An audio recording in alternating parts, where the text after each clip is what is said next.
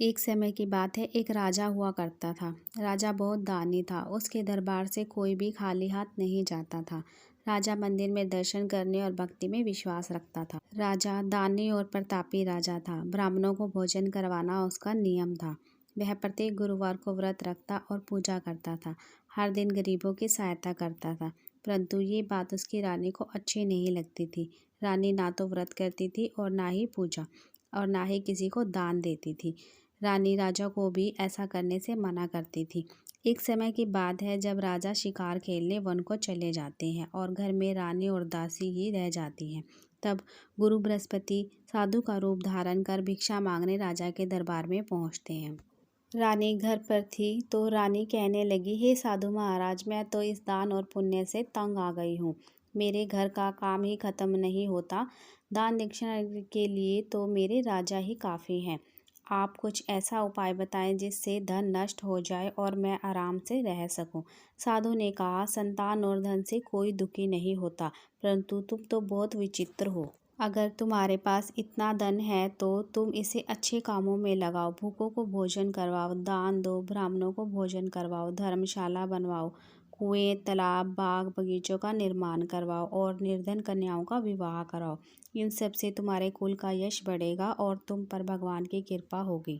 परंतु इन सब बातों से रानी खुश नहीं हुई और साधु महाराज से बोली, हे साधु महाराज, मुझे ऐसे धन की आवश्यकता नहीं है जिसको मुझे किसी और को दान करना पड़े और जिस धन को संभालने में मेरा सारा धन नष्ट हो जाए। तब साधु महाराज ने कहा, देवी, अगर तुम्हारी ऐसी ही इच्छा है तो ऐसा ही होगा। मैं तुम्हें ऐसा बताता हूँ, वैसा ही तुम करना। बृहस्पतिवार के दिन घर को गोबर से लीपना, अपने केशों को गुरुवार के दिन धोना, केश धोते समय स्नान करना, राजा से कहना कि वो हजामत बनवाए, मांस मदिरा का सेवन करना, कपड़ा धोबी को धोने के लिए देना। इस प्रकार 7 बृहस्पतिवार से तुम्हारा सारा धन नष्ट हो जाएगा। यह कहकर साधु महाराज चले गए। रानी ने साधु के कहने के अनुसार वैसा ही किया।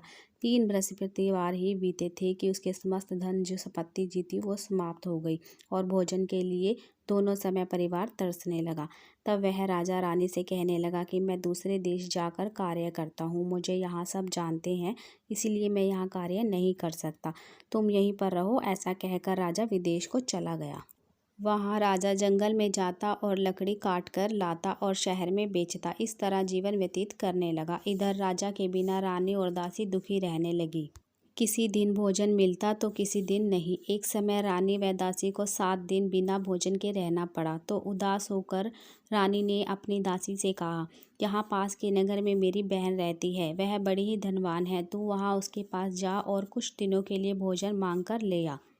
इस प्रकार रानी की आज्ञा पा दासी रानी की बहन के पास गई तो उस समय रानी की बहन उस पूजन कर रही थी, क्योंकि उस दिन बृहस्पति जी का दिन था। तब दासी ने रानी की बहन से बोली, मुझे तुम्हारी बहन ने भेजा है, मुझे कुछ दिनों का भोजन दे दो। इस प्रकार दासी ने काफ़ी बार कहा, परंतु रानी की बहन ने उत्तर नहीं दिया, क्योंकि उस समय रानी की बहन बृहस्पतिवार जी की कथा सुन रही थी। तत्पश्चात कोई उत्तर न मिलने पर दासी उदास होकर लौट आई और रानी से बोली कि आपकी बहन हम जैसे गरीब और निर्धन लोगों से बात नहीं करती, क्योंकि जब मैंने कई बार कहा तो आपकी बहन ने कोई उत्तर नहीं दिया और मैं वापस चली आई। तब रानी ने कहा, हे दासी, इसमें उसका कोई दोष नहीं है। जब बुरे दिन आते हैं तो कोई साथ नहीं देता। अच्छे बुरे का पता विपत्ति में ही लगता है। जो प्रभु की इच्छा होगी अब वही होगा। ये सब हमारे भाग्य का ही दोष है। इधर रानी की बहन ने सोचा, मेरी बहन की दासी आई थी और मैं उससे नहीं बोली, इससे वह बहुत उदास और गुस्सा हुई होगी। यह सोचकर रानी की बहन कथा सुनने और पूजन करने के बाद रानी के घर की ओर चल दी और रानी के घर आकर अपनी बहन से कहने लगी, मैं बृहस्पतिवार की कथा सुन रही थी जब तुम्हारी दासी आई थी। जब तक कथा होती है तब तक ना तो बोलते हैं और ना ही उठते हैं, इसलिए मैं नहीं बोली। बताओ क्या बात है। जो दासी आई थी जो तो रानी बोली, हे बहन, हमारे घर के अनाज नहीं है। वैसे तो तुमसे कोई बात छिपी नहीं है, इसलिए मैंने दासी को तुम्हारे पास खाने की सामग्री लाने के लिए भेजा था। रानी की बहन बोली, बृहस्पति भगवान सभी की मनोकामनाएं पूर्ण करते हैं। देखो, शायद तुम्हारे घर में भी अनाज रखा हो। रानी ने जब यह सुना तो रानी के घर के अंदर गई और देखा कि एक घड़ा अनाज से भरा हुआ मिल गया। रानी और दासी बहुत खुश हुए। तब दासी कहने लगी, वैसे हमने रोज ही भोजन नहीं मिलता तो हम तो वैसे भी व्रत कर लेते हैं। अगर इनसे व्रत की विधि और कथा पूछ ली जाए तो उससे हम भी व्रत को कर पाएंगे। तब रानी ने अपनी बहन से पूछा, बृहस्पतिवार व्रत का कथा का क्या नियम है? तब रानी की बहन ने बताया, बृहस्पतिवार के व्रत में चने की दाल और मनका से भगवान विष्णु का केले की जड़ में पूजन करें तथा दीपक जलाएं, पीला भोजन करें तथा कथा सुनें। इस प्रकार करने से गुरु बृहस्पति देव प्रसन्न होते हैं और धन धान्य का आशीर्वाद देते हैं, मनोकामनाएं पूर्ण करते हैं। इस प्रकार रानी और दासी ने निश्चय किया व्रत करने और पूजन विधि का। 7 रोज बाद जब गुरुवार आया तो रानी और दासी ने व्रत रख लिया। दासी कुशल जाकर गुड़ और चने ले आई और केले के जड़ में पूजन किया, पर अब पीला भोजन कहाँ से आए सोचकर दोनों दुखी हुई। परंतु उन्होंने व्रत किया था तो गुरु भगवान ने उन्हें प्रसन्न थे, तो उन्होंने थाली में 2 पीले रंग का भोजन लेकर आए और दासी से बोले, तुम्हारे और रानी के लिए भोजन लाया हूँ, तुम दोनों भोजन कर लेना। दासी भोजन पाकर बड़ी प्रसन्न हुई और रानी से बोली, चलो रानी भोजन कर लो, ये भोजन गुरु बृहस्पति जी ने हमारे दोनों के लिए देकर गए हैं। तत्पश्चात रानी ने भगवान बृहस्पति को नमस्कार किया और शुक्रिया करके भोजन ग्रहण किया तथा अब वह प्रत्येक वीरवार को व्रत कर पूजन करने लगी। बृहस्पति देव की कृपा से रानी के पास धन आ गया। रानी पहले की तरह फिर से आलस करने लगी। तब दासी ने रानी से कहा कि हे रानी, तुम पहले की तरह ऐसा करती थी तो सारा धन हमारा नष्ट हो गया था। अब हमें दान पुण्य करना चाहिए, भूखों को भोजन करवाना चाहिए, कुएं तालाब मकान बनाने चाहिए, गरीब कन्याओं का विवाह करवाना चाहिए, शिक्षा के लिए मंदिर बनवाने चाहिए और शुभ कार्यों में धन लगाना चाहिए। तब रानी ने यही सब करने का निर्णय लिया। इस प्रकार काफ़ी यश फैलने लगा। रानी को सुख मिलने के बाद राजा की याद आई और रानी ने दासी से बोली कि ना जाने मेरे राजा किस हाल में होंगे, उनकी कोई खबर नहीं है हमारे पास। तब रानी ने भगवान बृहस्पति भगवान से अपने राजा के ठीक होने और घर लौटने की प्रार्थना की। एक दिन रात्रि में भगवान बृहस्पति ने राजा को स्वप्न में कहा कि तेरी रानी तुझे याद करती है, तू अपने नगर को लौट जा। परंतु राजा का गुजारा ही बड़ी मुश्किल से चल रहा था। वो प्रतिदिन लकड़ी काटता और शहर में बेच आता। एक दिन राजा लकड़ियां काटते काटते अपने घर के बारे में याद कर जंगल में ही पेड़ के नीचे बैठकर रोने लगा। तब वहाँ एक साधु जो कि बृहस्पति देव ही थे रूप धारण कर आए और राजा को बोले, हे लकड़हारे, तुम इस जंगल में दुखी होकर क्यों बैठे हो? राजा ने कहा, हे साधु, आप सब जानते हो। ऐसा कहकर अपनी सारी कहानी साधु को सुना दी। तब साधु ने कहा कि तुम्हारी स्त्री ने बृहस्पति देव जी का अपमान किया था, इसलिए तुम्हारी ये दशा हुई है। तुम चिंता मत करो, भगवान तुम्हें पहले से भी अधिक धन देगा। तुम मेरे कहे अनुसार व्रत करो और पूजन करो। केले की जड़ में 1 लोटा जल जिसमें गुड़ और चने की दाल मिली हो, उस कथा करने के बाद चढ़ाओ। भगवान तुम्हारी सारी इच्छा पूरी करेंगे। साधु की बात सुनकर राजा बोला, हे साधु, मुझे लकड़ी बेचकर इतना पैसा नहीं मिलता जिससे भोजन करने के उपरांत कुछ बचा सकूं। साधु ने कहा, तुम चिंता मत करो, रोजाना की तरह गुरुवार को भी तुम लकड़ियां बेचने शहर की ओर जाओ। उस दिन तुम्हारे लकड़ियों का तुम्हें दुगना धन मिल जाएगा और भोजन करने के बाद बृहस्पतिवार की व्रत का सामान भी आ जाएगा। जैसा साधु ने कहा था वैसा ही राजा को लकड़ी बेचकर गुरुवार के दिन दुगना धन मिला। तो राजा ने बृहस्पतिवार व्रत कर लिया। व्रत करने से राजा के दुख दूर होने लगे। परंतु अगले गुरुवार के दिन राजा व्रत करना भूल गया, जिस कारण से बृहस्पति भगवान जी नाराज हो गए।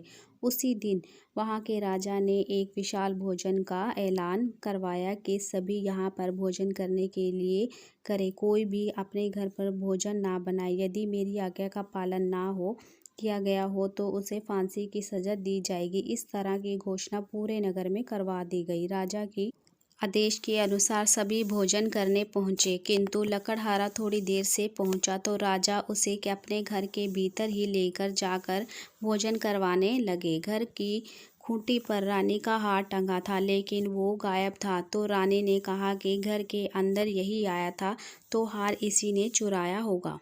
राजा ने रानी के शक पर लकड़हारे को जेल में डलवा दिया। लकड़हारा जेल में दुखी होकर सोचने लगा, ना जाने मेरे साथ ऐसा क्यों हुआ है। तभी वही साधु महाराज प्रकट हुए और लकड़हारे के सामने प्रकट होते हुए बोले कि हे लकड़हारे, तुम्हें कथा नहीं की थी बृहस्पति भगवान जी की, इसलिए तेरे साथ ऐसा हुआ है। अब आने वाले बृहस्पतिवार को तुझे जेल के दरवाजे पर 4 आने पड़े मिलेंगे। राजा ने उसी पैसों से व्रत और पूजन किया और कथा की। उसी रात जब राजा को सो रहा था तो बृहस्पति जी के राजा के स्वप्न में आया और कहने लगा कि राजन, जिसे तुम्हें जेल में बंद किया हुआ है वो निर्दोष है। रानी का हार उसी खूंटी पर टंगा हुआ है। अगर ऐसा नहीं किया तो तेरा सारा धन राज्यपाट नष्ट कर दिया जाएगा। सुबह उठने पर राजा ने हार को खूंटी पर टंगा देखा तो लकड़हारे को छोड़ दिया और उसे राज्य योग्य धन संपत्ति देकर विदा किया। साधु की आज्ञा अनुसार राजा अपने नगर की ओर जाने लगा। राजा अब जब अपने नगर के समीप पहुंचा तो उसे बहुत आश्चर्य हुआ कि नगर में पहले से ज्यादा कुएं, तालाब, मंदिर, धर्मशाला बने हुए थे। राजन ने पूछा कि ये किसके बाग और तालाब हैं। तब नगरवासियों के कहने से पता लगा कि ये सब तो रानी और दासी के हैं। राजा को ये सुन आश्चर्य हुआ। जब रानी को पता चला कि राजा नगर में आए हैं तो रानी ने दासी से कहा कि दासी, देखो कहीं राजा हमें गलत समझकर यहाँ से लौट ना जाए, इसीलिए तू दरवाजे पर खड़ी हो जा। दासी रानी के कहने के अनुसार दरवाजे पर खड़ी हो गई और जब राजा आए तो उसे अपने साथ भीतर ले आई। राजा ने क्रोधित होकर रानी से पूछा, ये धन तुम्हें कैसे प्राप्त हुआ है। रानी ने कहा, हमें ये भगवान बृहस्पतिवार जी के व्रत और पूजन करने से प्राप्त हुआ है। ये सब सुनकर राजा कहने लगा कि 7 रोज बाद तो सभी व्रत करते हैं, परंतु मैं दिन में 3 बार कथा किया करूँगा। राजा ऐसा ही करने लगा। एक रोज राजा ने अपनी बहन के घर जाने का विचार किया। बहन के घर जाते समय उसने देखा कि कुछ लोग एक मूर्ति को ले जाकर रहे हैं। राजा ने कहा कि रुको, मेरी बृहस्पतिवार जी की कथा सुनते जाओ। तब लोगों ने कहा कि हमारे यहाँ तो एक आदमी मरा हुआ है और इसे अपना कथा सुनाने की पड़ी है। फिर भी राजा के कहने के अनुसार उन लोगों ने कथा सुनने के लिए मान गए। जैसे ही कथा आधी हुई थी वैसे ही मुर्दे में जान आने लगी और वह उठकर खड़ा हो गया। आगे उसे एक किसान खेतों में हल चलाते हुए मिला तो राजा ने उसे कथा सुनने को कहा, परंतु किसान ने कहा कि उसके पास समय नहीं है, आप कथा किसी और को सुनाओ। जब राजा आगे की ओर चलने लगा तो किसान के पेट में भयंकर पीड़ा होने लगी। उसी समय किसान की माँ रोटी लेकर आ रही थी। माँ ने बेटे से पूछा कि बेटे ये सब क्या हुआ है। तो अपनी माँ की बात बेटे ने अपनी माँ को बताया। किसान की माँ ने राजा की कथा सुनने के लिए कहा। कथा सुनते ही किसान की पीड़ा ठीक हो गई। राजा अपनी बहन के घर पहुंचा तो बहन ने राजा की खूब सेवा की। अगली रोज राजा ने अपनी बहन से कहा कि मुझे बृहस्पतिवार जी की कथा सुनानी है। यहाँ कोई ऐसा है जिसने अभी तक भोजन ना किया हो। बहन ने कहा, यहाँ तो ऐसा कोई नहीं है, लेकिन पड़ोस में पूछ आती हूँ, कोई मिल जाए तो।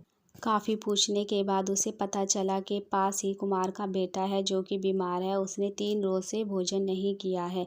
राजा की बहन ने कुमार के बेटे को कथा सुनने के लिए मना लिया तो राजा ने कुमार के बेटे को कथा सुनाई। कथा सुनकर बीमार बेटा ठीक हो गया। अब तो राजा की हर जगह प्रशंसा होने लगी। राजा ने बहन से कहा, तुम मेरे घर चलो। बहन ने कहा, मैं अपनी माता जी से आज्ञा ले लेती हूँ। आज्ञा लेने के बाद बहन ने राजा से कहा कि माता जी ने कहा है कि चली जा, परंतु बच्चे नहीं जाएंगे क्योंकि तुम्हारी कोई औलाद नहीं है। इसलिए बहन सब कुछ भाई को बताकर आ गई। तो राजा ने कहा, जब बच्चे नहीं जाएंगे तो तुम चलकर क्या करोगी। यह कहकर राजा ने घर लौट आया और अपनी रानी से सब कुछ कह दिया।